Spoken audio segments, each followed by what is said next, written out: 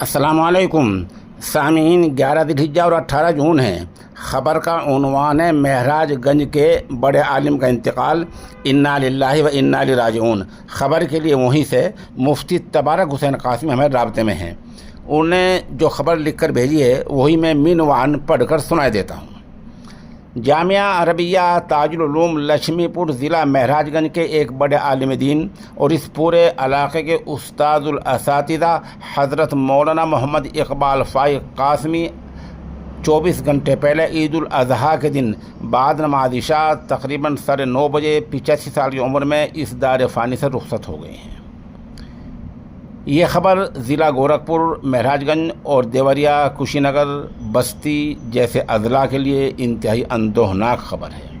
مولانا مرحوم زہد و تقویٰ میں یکتا زمانہ، نہایت باوقار، وفادار اور علم و عمل کے حامل تھے اور اسلاف کے علم کے امین تھے۔ آپ کے تلامذہ کی بہت بڑی تعداد ان اضلاع میں پائی جاتی ہے جو مدارس اسلامیہ میں ذمہ دارانہ اور قائدانہ خدمات سے وابستہ ہیں۔ آپ ایک ایسے بافیض عالم دین تھے کہ اس وقت جتنے بھی علماء اس علاقے میں پائے جاتے ہیں وہ بالواسطہ یا بلا واسطہ تقریباً 95% مولانا مرحوم ہی کے شاگرد ہیں اور لوگوں کو آپ کی شاگردی پر فخر ہوا کرتا ہے۔ آپ کے ممتاز تلامذہ میں حضرت مولانا شاہ عالم گورکھپوری دامت برکاتہم بھی ہیں جو اس وقت ام المدارس دارالعلوم دیوبند کے اساتذہ میں سے ہیں اور کل ہند مجلس تحفظ ختم نبوت دارالعلوم دیوبند کے نائب ناظم بھی ہیں۔ اس طرح مولانا عبداللہ ابن القمر گورکھپوری وقف دارالعلوم دیوبند، مولانا زین الدین قاسمی بانی اسلامک یونیورسٹی دیوبند وغیرہ علماء مولانا مرحوم کے شاگردوں میں ہیں۔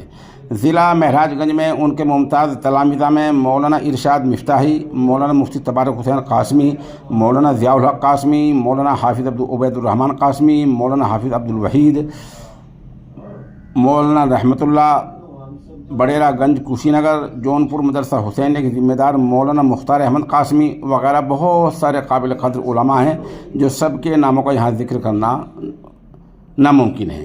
مولانا مرحوم کی تدفین کا اعلان جیسے میں نے کیا آج نماز ظہر کے بعد ہوگی اور نماز جنازہ جامعہ تاج العلوم لکشمی پور میں ہی ادا کی جائے گی، وہیں تدفین بھی ہوگی۔